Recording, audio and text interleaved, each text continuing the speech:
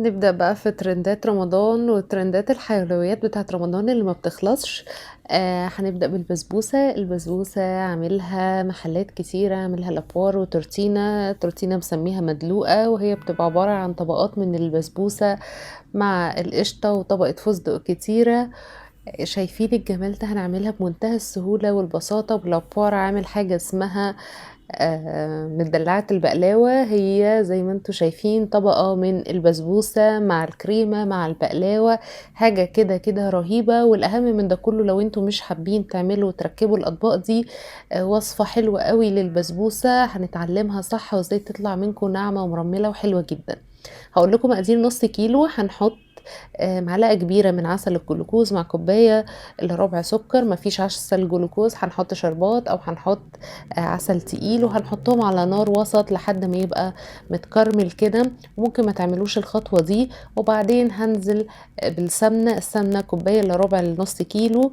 السميد ونص كوباية لبن. هكتب لكم طبعا المقادير دي كلها. عايزه اقول لكم البسبوسه دي اسمها البسبوسه المتكرمله. هي بتبقى تاخد يعني كل ده بيغلي مع بعضه على النار. اهم حاجه الكراميل يفك، وده بيبقى شكلها بتفصل كده في الاخر، بتبقى طبقه السمنه فوق والكراميل تحت. بيبقى طعمها حلو وبتدي لون حلو. بس انا تعليقي الوحيد عليها ان هي بيبقى سكرها زايد شويه. اللي بيحب الحاجه سكرها عادي ومظبوطه زي انا. هي كانت يعني انتشرت واتشهرت الفترة الأخيرة البسبوسة المكرملة. يا إما بيكرملوا السكر أو بنكرمل حليب باودر. هي حلوة جدا وجميلة، بس بالنسبة لي أنا سكرها كان زيادة شوية. فاللي بيحب الحاجة سكرها ما يبقاش زيادة، ما تكرملوش السكر، حطوا كله على بعضه يغلي على النار. اللبن والسمنة ومعلقة العسل والسكر. أول ما يغلوا على النار بس بنضيفهم على دقيق السميد زي ما انتوا شايفين. وده النوع اللي انا كنت مستخدماه دوبيلا. وفي كمان سنبولة الفرات حلوة قوي، او تستخدموا السايب عادي مفيش مشكلة. خلاص. فدلوقتي انا مستخدمه على فكره ده ضعف المقدار. انا قايله لكم على مقادير نص كيلو عشان هنعمل بيه الوصفه التانية. وكمان كنا حابين ان يبقى فيه صينيه ساده زي ما انتوا هتشوفوها. هنجيب الخليط، صينيه مدهونه بالسمنه كويس جدا. يا اما تحطوا فيها ورق زبده، يا اما ده ما كانش عندي ورق زبده فحطيت ورق حراري عادي جدا بيشتغل تمام مفيش مشكله. سويت قسمت المقدار زي ما قلت لكم. انا كنت عامله كيلو، بس المقادير اللي انا هكتبها لكم مقادير نص كيلو. اللي عايز بقى يضاعف او يقلل براحته. ادي البسبوسه بمنتهى السهوله والبساطه، ناعمه جدا وطريه وبتدوب فعلا. والبسبوسه في الفرن متاخدش ربع ساعه. هبقى حاطه الشربات كوبايه ونص سكر، كوبايه ونص ميه، وعصره ليمونه وفانيليا. هي بتاخد شربات خفيف وبنطفي عليها. تمام. في الاثناء ما البسبوسه بتستوي هنجيب الجلاش الحلو بتاعنا، او عشان نعمل البقلاوه جبت حاجه اصغر من صينيه البسبوسه اللي انا عاملاها، غطا حله او اي حاجه، وقصيتها دايره كده. وبين كل طبقتين هحط فرشه كويسه من السمنه.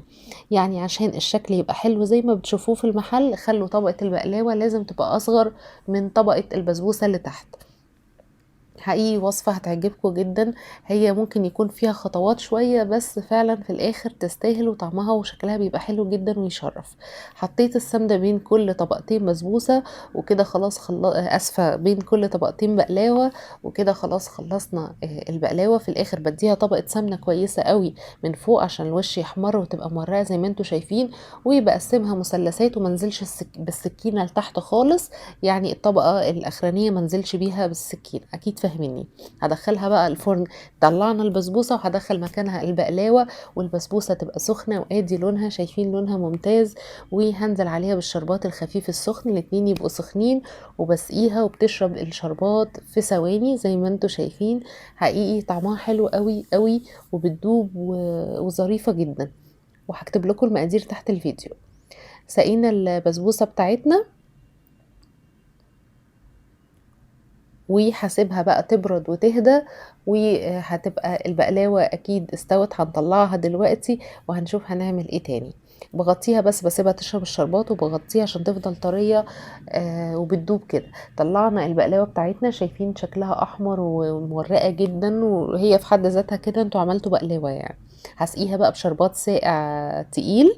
برضو دايما وانتوا بتسقوا الكنافة والحاجات دي اسقوها من بعيد كده عشان تقدروا تحكموا في كمية الشربات، ما تكتروش عشان ما تطرش. كده جهزنا البسبوسة وجهزنا البقلاوة، ويلا نركب السرفيس او الطبق الحلو ده اللي هي بيقولوا عليها المدلعة البقلاوة. طعمها فعلا حلو جدا وبسعر غريب يعني بره. ادي البسبوسة. زي ما بوريكم اهي طرية زي ما هي، كنت مغطياها ببلاستيك. هوريكم ازاي نقلبها.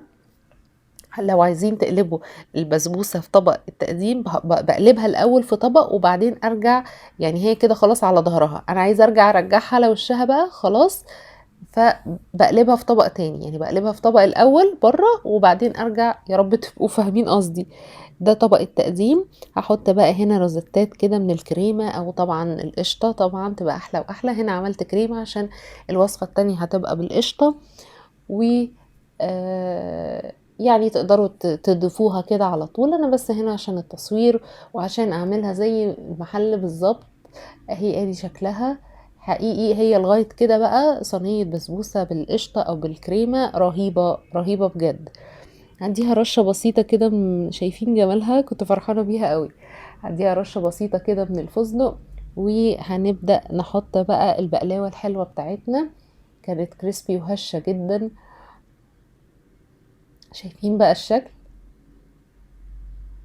حلوة حلاوة مش طبيعية، شكل وطعم وريحة جميلة جدا. واحنا ما عملناش حاجة، احنا عملنا صينية بسبوسة ومعاها وهو الفرن شغال، البقلاوة ما بتاخدش اي حاجة، ركبناهم على بعض بينهم كريمة، موضوع بسيط جدا.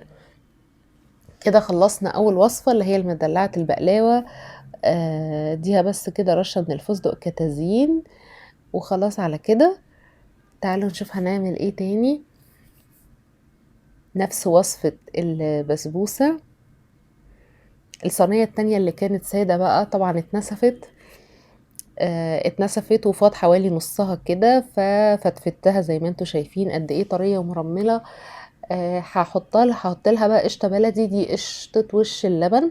هعجن بيها البسبوسة. هم عاملين تورتينا، عامل نوع حلويات برضو غير المكشكشة والمدحرجة والحاجات دي.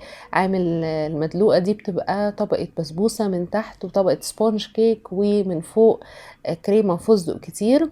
بس انا مش بيبقى عجينها بقشطة، انا بقى من عندي هعجنها بقشطة بلدي. لا تتخيلوا بقى الطعم بسبوسة معجونة بقشطة بلدي، تخيلوا انتوا بقى الطعم عامل ازاي. هحط طبقة من البسبوسة تحت. دي تمنها حوالي 450 او 480 حاجة زي كده، كنت سألت عليها وانا واقفة. فمع ان هي بسيطة ممكن تكون بتتكلف شوية في البيت عادي، بس عمرها ما هتتكلف الرقم ده ابدا ابدا. وقطعة صغيرة هتفي بالغرض، لان هي قنبلة في حد ذاتها، بس رائعة في جمالها، فعلا حلوة جدا. البسبوسة المعجونة بالقشطة. ومش عايزين تعجنوها بقشطة ممكن تفتفتوها وتحطوها كطبقة كده وخلاص، بس انا يعني زيادة. هحط طبقة دلوقتي سبونج كيك الفانيليا. ده سبونج وانا كنت عاملة طريقته معاكم في فيديو القشطوطة، ممكن احطه لكم. ده بيبقى دي سبونج بيجاب جاهز وبيتضرب مع بيض ونص كوباية مية، وبيبقى جاهز عندنا. او اي كيك عندكم، مش عايزين تحطوا كيك ما تحطوش.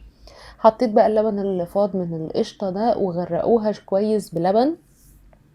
غرقوا السبونج، بيبقى محتاج يتسقي. هسقيه بقى لبن. يبقى انا حطيت طبقة من البسبوسة المعجونة بالقشطة، وبعدين حطيت كيك فانيليا وسقيتها بلبن ومعلقة قشطة كده. حاجة كده خرافية. هنحط بقى دلوقتي، حطيت لبن كويس جدا.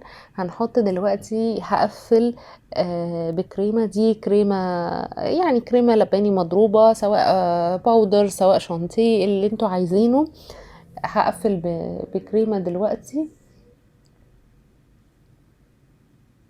وبكده ده اول او مش اول، ده تاني بقى وصفة خلاص كده خلصت. ادي المدلوقة اللي هي بتبقى عبارة عن بسبوسة وعليها طبقة كريمة وفستق كتير. زي ما قلت لكم ممكن تكون بتتكلف، بس هي تستحق فعلا، واكيد مش بالسعر اللي احنا شفناه في المحل. فردت اهو دلوقتي الكريمة دلوقتي، وخلاص هسويها كده وننضف الطبق بتاعنا. ورشة فستق كده محترمة.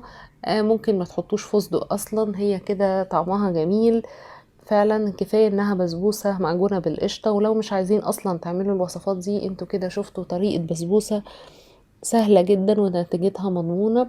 هنحط رشة فستق كده كويسة، ودي كده خلاص نبقى خلصنا. عملنا المدلعة البسبوسة والبقلاوة، وعملنا المدلوقة بالفستق، وانا كنت عملت طبقين كمان.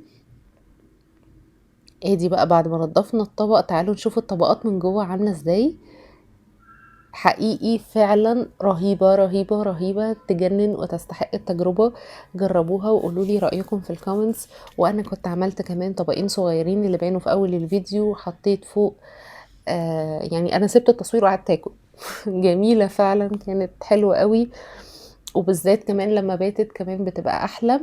عملت الطبقين الصغيرين التانيين دول، يعني واحد قفلته بمربة حليب، ودي عشان اللي هيسألني بتبقى سهلة، اسفة جاهزة، بتتجاب جاهزة من عند خامات الحلواني. وادي الطبقات من جوه بسبوسة بالقشطة وكيك وكريمة وفستق. تخيلوا انتوا الطعم عامل ازاي. والاولانية كانت بقلاوة مع بسبوسة وبس. يا رب يكون الفيديو عجبكم. معلش لو طول شوية، بس حبيت اوريكم كل التفاصيل. واي سؤال انا معاكم. ما تنسوش بقى لايك وشير وسبسكرايب للقناة لو مش مشتركين. جربوها تعجبكم جدا جدا.